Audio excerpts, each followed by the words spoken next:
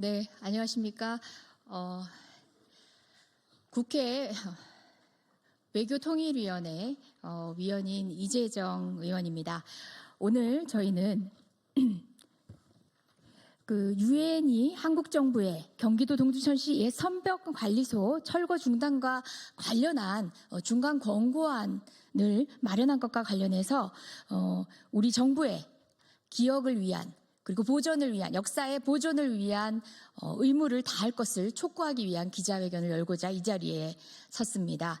오늘 이 자리에는 이 문제에 대한 각별한 관심을 가지고 계신 의원님들도 함께 모셨습니다.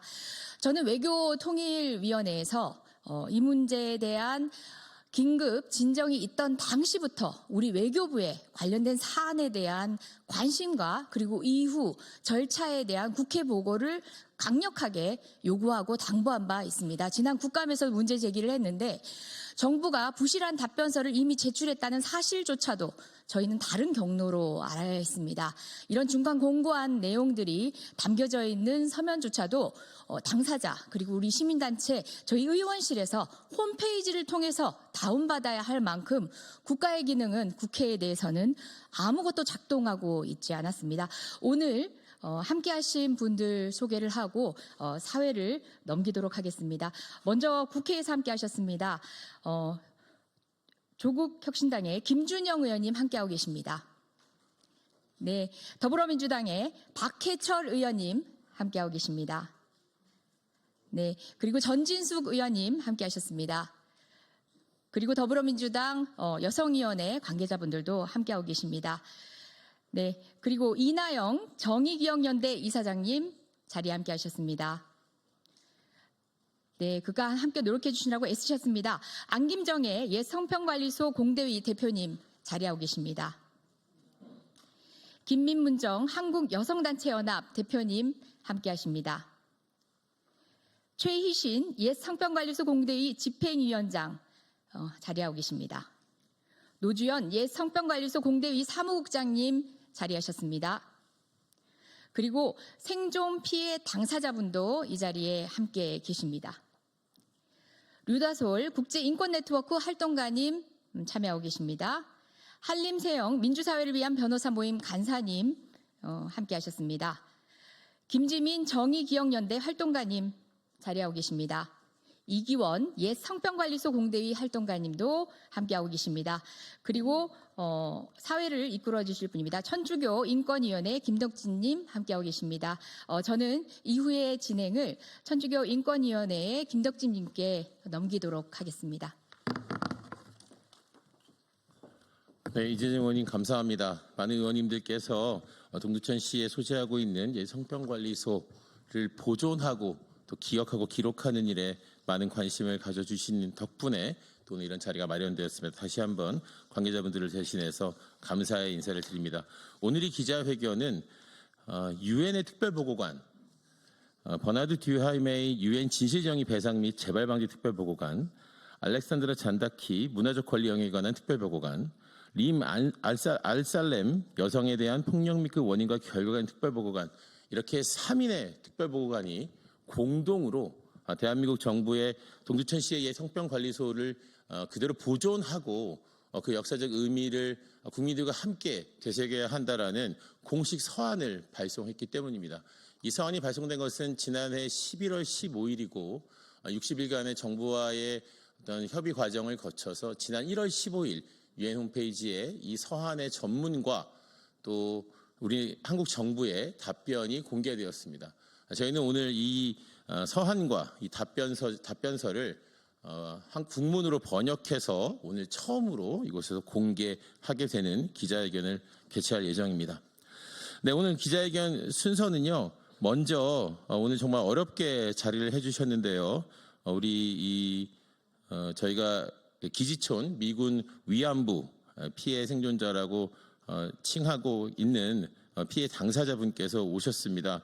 아주 어려운 발걸음을 해주셨을 만큼 한마디 한마디에 우리 언론과 많은 국민들께서도 경청해 주시기를 부탁드립니다. 네, 첫 번째 말씀으로는 우리 피해 당사자이신 우리 박 선생님의 말씀을 청해 듣겠습니다. 네, 아까 말씀드린 대로 촬영과 보도에 신중을 좀 기해 주시기를 부탁드리겠습니다.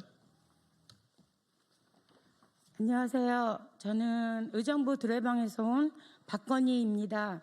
저는 성병 관리소가 뭔지도 몰랐고 저 21살에 동두천을 가다가 어딜 가는데 누가 나를 잡더니 검진증이 있냐고 물어봤어요. 그래서 저는 검진증이 없고 저는 결혼했고 그래서 저는 그런 게 필요가 없었는데 저를 그러니까 봉고차 같은데 집어넣어갖고 이제 거기서 앉아서 이미 한 5분이 계셨고 그러고 나서 이제 좀 기다리니까 그 봉고차가 이제 사람들이 꽉 차갖고 이제 어디를 달리는데 저는 어딘지도 몰랐어요. 그러고서는 좀 산속으로 오는 것 같은데 이제 그 문을 열더니 이제 그 뜰이 넓은데 거기 들어가서 나오라 그래갖고 이제 그 언니들 다 같이 그 빌딩 안으로 들어가갖고 2층으로 우리를 데려가더니 니네들은 여기 저기 이렇게 배치를 해주는 거예요, 방에다. 그래서 이제 저는 3번째 방, 3번 방에 들어갔어요. 그래서 왜 나를 여기까지 잡아갖고 하나 그래갖고 이제 거기 있는 언니들이한테 물어봤어요. 여기가 어디예요? 그랬더니 몽키하우스래요. 그래서 아니 우리가 동물원도 아닌데 무슨 몽키하우스냐고 그랬어요. 그랬더니 여기는 성병 낙검자들 이제 와갖고 주사 맞고 이제 완치되면 내보내는 데라고 그렇게 들었는데 저는 황당한 거예요. 저는 성병도 없고 결혼해갖고 남편하고만 있는데 그래서 아니 그러면 그냥 무자비하게 잡아오는 게 어딨냐고. 근데 제가 결혼했다는 그러니까 미국 그러니까 군인 가족증이 있는데 그거를 안 갖고 잊어먹으면 그럴까봐 안 갖고 갔는데 그거를 해서 저를 잡아놓은 거예요. 그래서 이제 어차피 잡힌 거 무섭고 도망갈 때 어디 있나 봤는데도 없어요. 그래서 하룻밤 잤어. 그 다음날 이제 한 명씩 이제 한 6명 오라고 그러고 내려갔는데 그냥 이거 성병 관리소라면 성병 검사를 해야 될 거 아니에요. 근데 그냥 페니실린을 이만해요.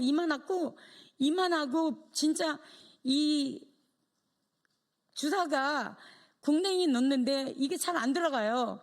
근데 진짜 저 아기를 낳는데 아기는 만큼 그렇게 아픈 거예요. 그리고 나 다음에 지금 언니가 주사를 맞는데 기절을 했어요. 기절을 하더니 막 무슨 말을 막 하고 그러는데 이제 거기는 의사도 없어요. 간호사 같은데 그냥 가운만 입고 간호사인지 아닌지도 몰라요. 근데 그 사람들이 언니를 그 밑에 침대에다가 놨는데 이 언니가 계속 눈은 안 뜨고 기절한 상태에서 그 침대 모서리에 하얀 쇠가 있는데 거기다 막 얼굴을 부딪히는 거예요. 그래서 내가 어머 이 언니 진짜 아프겠다 그래갖고 제가 손을 넣었어. 지금 덜 아프게 해주려고. 근데 그 언니가 내 손 위에 머리를 박으니까 내 손도 너무 아픈 거예요. 그래서 내 손도 빼고. 근데 그 언니는 한 몇 시간 있다 깨어났어요. 다행이에요.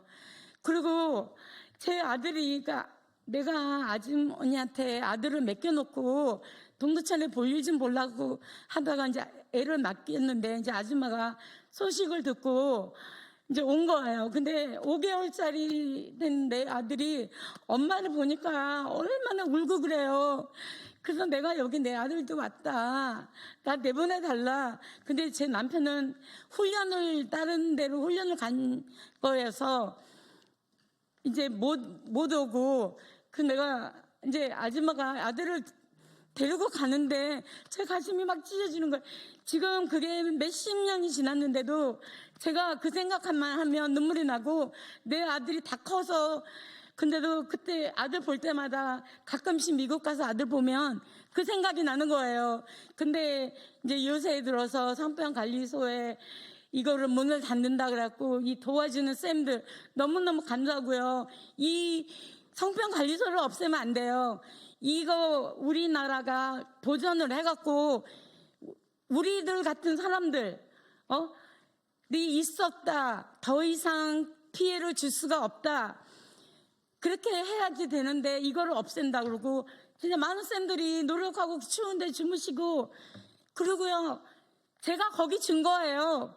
증거고 증인이고 내가 거기서 주사 맞고, 제가 아들을 낳았고 딸 낳으려고 독일을 갔는데 임신을 했는데 자꾸 유산이 2번이나 되는 거예요. 근데 그 전에 한국에서 거기 성병관리소에 있을 때 언니들이 그러더라고요. 이거 피니실린 주사 맞으면 임신도 안 되고 임신이 돼도 유산이 된다는 거예요.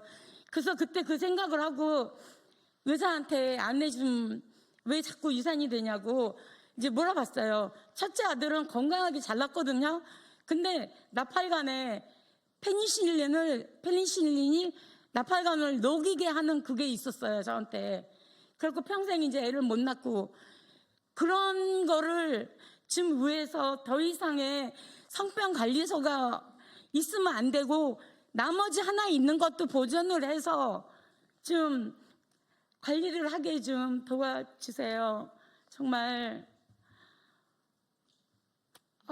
이거 발언할 때마다 가슴이 찢어지는데 왜 검진도 안 하고 주사를 놔줍니까? 왜 평생 저는 정말 주사 맞을 때도 그 간호사인지 뭔지 멸시를 주고 정말 창피하고 그랬어요. 제발 부탁드립니다. 그 성병관리소 보존하게끔 도와주세요.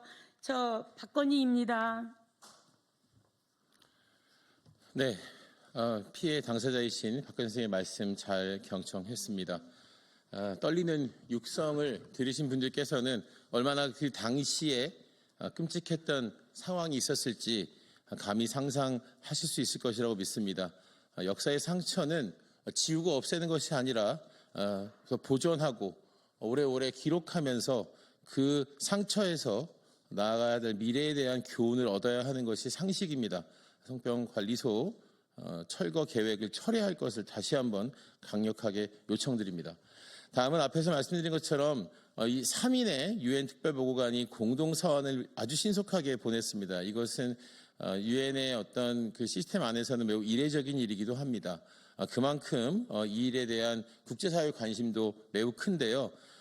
우리 국제인권 네트워크에서 활동하는 민주사회를 위한 변호사 모임의 유다설 변호사께서 이 3인 특별보고관들의 이 공식 서한의 의미와 이에 대해 한국 정부가 어떻게 이것을 경청하고 또 이행해야 하는가 등에 대한 말씀을 해주시겠습니다. 유다설 변호사님 모시겠습니다. 네, 감사합니다.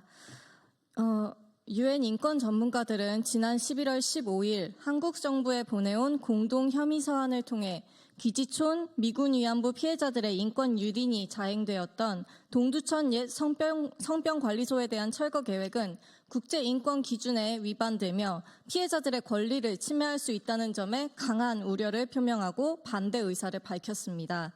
유엔 진실정의 특별보고관, 문화권 특별보고관, 여성폭력 특별보고관은 동두천 옛 성병관리소가 심각한 인권 침해의 기록과 기억을 위한 사적지인 바 대한민국이 가입한 자유권규약과 사회권규약, 유엔 총회 및 인권이사회 결의와 특별보고관들의 공식 보고서 등에 의할 때 국가는 이를 조사하고 보존할 의무가 있으며 그 과정에서 피해자들의 효과적인 참여를 보장할 의무가 있다는 점을 강조하였습니다. 유엔 인권 특별보고관들은 유엔 인권 메커니즘의 핵심적인 구성원 중 하나로 유엔 인권이사회로부터 각 주제별 또는 국가별 인권 사항에 대해 연구 조사할 임무를 부여받은 독립 전문가입니다.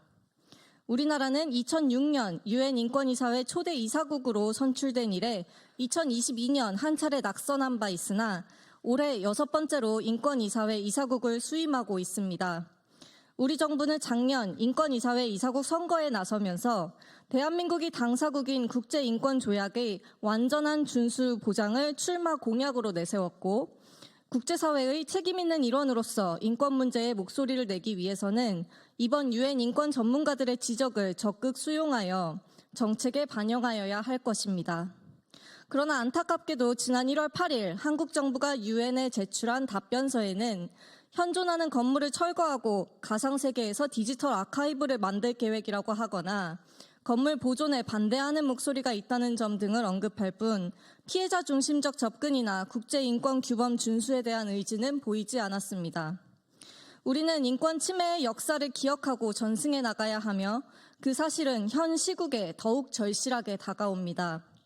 진실정의 특별보고관은 기억은 사회가 증오와 갈등의 순환에서 벗어나 평화의 문화를 구축하기 위한 확실한 첫걸음을 내딛도록 돕고 정치적 폭력의 유해한 문화를 변화시키는 데 중요한 도구라고 언급한 바 있습니다. 동두천 옛 성병관리소는 단순히 관광지 개발을 이유로 철거해버릴 수 있는 시설이 아닙니다. 우리나라에서 자행된 심각한 여성 인권 유린의 사적지이자 평화의 문화를 조성하기 위해 보존하고 기억해야 할 장소입니다. 한국 정부는 동두천 옛 성병관리소 철거 계획을 전면 철회하고 피해자들의 의사를 존중하여 사적지로서 보존하는 등 국제인권 규범을 준수할 것을 촉구합니다. 감사합니다. 네, 이다슬 변호사님 고맙습니다. 네, 다음은 저희가 준비한 기자회견문을 낭독하도록 하겠습니다. 이 기자회견문에는 동두천의 성병관리소 보존뿐만 아니라 기지촌 미군 위안부 피해 당사자들이 당시에 겪었던 피해들에 대한 조사, 그리고 앞으로 또 이들의 아픔을 어떻게 우리 사회가 함께 치유해 나갈 내용이 다 담겨 있습니다. 낭독은 우리 공대의 대표로 활동하시는 이나영 대표님, 안김정혜 대표님 등이 함께 김민무정 대표님 순서대로 나와서 말씀해 주시도록 하겠습니다. 기자회견문 낭독하겠습니다.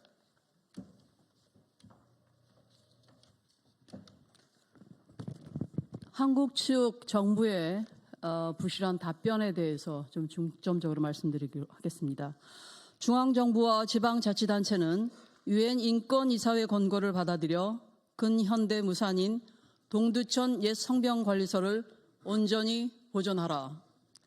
낙검자 수용소는 감옥이었다. 낙검자 수용소에서 페니실린 6065를 맞고 쇼크사하는 것을 목격했다. 방금 전에 들으셨습니다. 동두천시는 근현대 문화유산으로 보존하자는 저희 공대위의 의견을 일축하고 이 건물을 개발 논리에 입각하여 관광지 확대 개발 사업을 계획하고 있습니다. 하지만 동두천시는 예산 확보도 그리고 설계 용역 발주나 실시 계획서 발표도 환경영향 평가도 시행하지 않은 채 무조건 건물 철거만을 강행하고 있습니다. 제네바 주재 대한민국 대표부의 ALKOR 4-2024에 대한 회신은 우리 측 정부의 회신은 허위와 과장과 그릇된 정보로 가득 차 있습니다. 이 답변서는 공대위나 관련 전문가들과의 면담은 전혀 없는 상태에서 동두천시와 경기도 등 행정부처만을 대상으로 일방적인 의견 청취와 이를 반영한 것임을 먼저 밝혀듭니다. 5가지 문제점을 말씀드리겠습니다. 첫째, 관련 이해 관계자와의 협의 노력을 했다라는 주장, 허위와 과장입니다. 2023년 10월 동두천시장은 건물보존 주장단체와 간담회를 개최했고 8차례에 걸친 수기를 통해 적극적으로 소통하고 있다라는 동두천시의 답변은 사실과 다릅니다. 박형덕 동두천시장은 공대위의 수차례에 걸친 직간접 그리고 공문을 통한 면담 요청에 응하지 않고 있다가 작년 2024년 10월 8일과 13일에 대낮 그리고 야밤 새벽에 무단 기습 철거 시도를 한 후에 이게 실패한 후에 마지못해서 공대위와의 면담을 받아들였으나 면담 전 공무원 조직을 동원해서 관변 단체를 이용한 철거 찬성 시위를 획책했음이 밝혀졌습니다. 그때 공대위는 이 면담을 거부하였고 12월 12일에 최초로 양자 면담이 이루어지긴 했으나 여전히 동두천시는 철거를 전제로 한 주장을 굽히지 않고 있습니다. 설문조사 결과 철거 지지 의견이 압도적이라는 주장은 과장과 왜곡입니다. 동두천시청이 시행한 2차례 설문조사는 동의할 수 없습니다. 90% 철거 찬성 결과가 나온 1차 설문조사는 사업 대상진의 상인 및 관광시설물 종사자 102명을 대상으로 2023년 5월에 시행되었는데 여론조사 전문가의 견해에 따르면 여론조사를 위한 질문이 아무리 공정하다고 해도 102명을 대상으로 한 조사는 오차 범위가 넓어서 신뢰할 수 없다고 합니다. 2차 설문조사에서는 60% 철거 찬성이 나왔습니다. 공대는 2차 설문조사에서 동두천시가 여론조사 기관에 압력을 가해 여론을 조작한 사실, 즉 동두천시가 조사 용역 업체에 갑질을 통해 질문지를 구성하고 왜곡된 사진을 통해 조작된 조사였음을 밝혀낸 바 있습니다. 전체 시민 대상의 홍보도 없었을 뿐더러 표본수도 소규모에 불과하며 유의미하고 대표적인 결과 도출이 어렵고 설문 내용도 편파적으로 구성되어 있고 건물 사진을 혐오스럽게 게재하여 부정적인 결론으로 이끈다는 문제점을 갖고 있었습니다. 공대인은 건물의 역사성과 의미에 대한 충분한 정보 제공과 홍보를 한 후 설문조사를 다시 실시할 것을 요구하고 있습니다. 세 번째, 경기도는 별도의 간담회를 열어 합의안을 마련했다고 주장하고 있습니다. 이 또한 허위입니다. 경기도는 건물 관련 내용은 모두 하위 지자체인 동두천시의 관할과 책임이라는 이유로 전혀 중재나 협의를 하고 있지 않습니다. 합의안 마련 운운하는 것은 허위사실 유포입니다.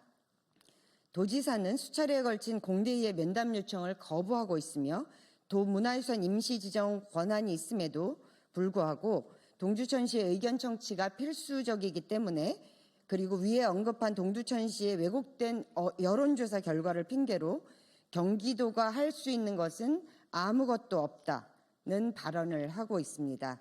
2020년 조례 통과 후에 경기도 여성가족재단이 발간한 경기도 기지촌 여성 생활 실태 및 지원 정책 연구에서는 성평관리소 등의 건물을 경기도가 여성인권 평화박물관으로 조성할 것을 권고한 바 있습니다.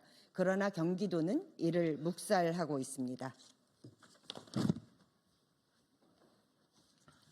네 번째, 대한민국 정부의 행정적, 입법적, 사법적 조치 이행 중 주장은 과장과 왜곡입니다.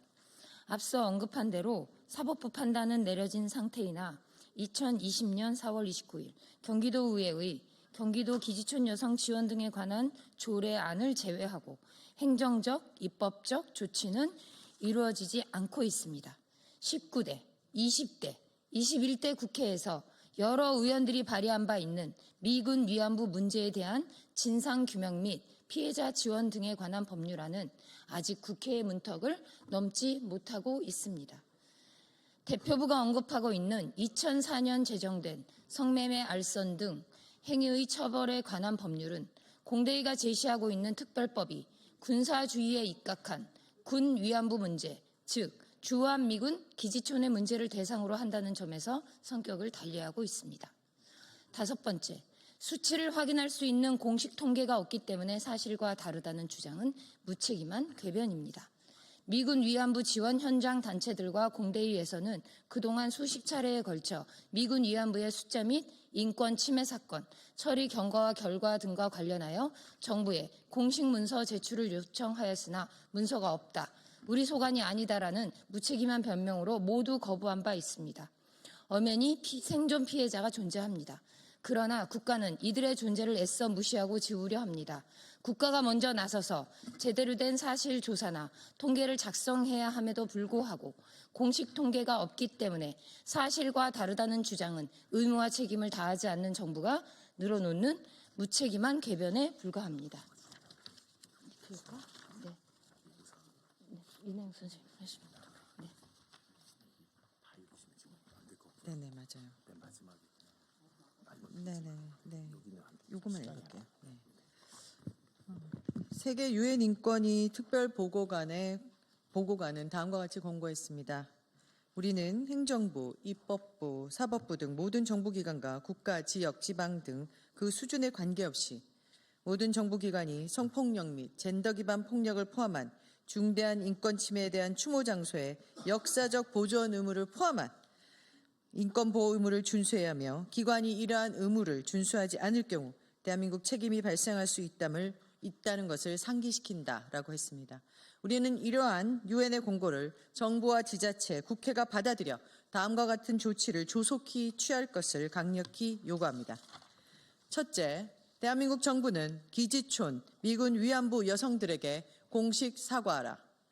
둘째, 대한민국 정부는 성병관리소 건물을 근대 근현대 문화유산으로 지정하라. 셋째, 동두천시는 근현대 문화유산으로 성병관리소 건물을 온전히 보존하라. 넷째, 경기도는 경기여성가족재단의 권고대로 성병관리소 건물을 경기도 여성인권평화박물관으로 조성하라. 다섯째, 국회는 미군 위안부 문제에 대한 진상규명 및 피해자 지원 등에 관한 법률안을 조속히 제정하라. 2025년 1월 21일 참가자 1동. 감사합니다.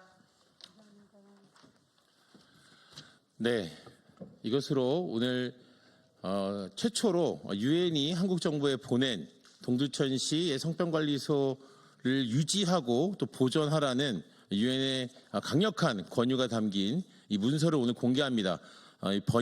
최초로 번역한 번역문은 뒤에 자료대에 저희가 준비해 놓았으니까요. 기자님들께서 필요하시면 뒤쪽에서 자료를 받아보시면 되겠습니다. 오늘 기자회견 함께해 주신 많은 의원님들 또 그리고 활동가님들 그리고 특히 현장을 지켜주셨던 우리 피해 당사자님께 감사 인사를 드리면서 국회와 지자체 그리고 정부가 이 문제 해결을 위해서 적극 나설 것을 다시 한번 촉구합니다. 이것으로 오늘 기자회견 모두 마치도록 하겠습니다. 감사합니다.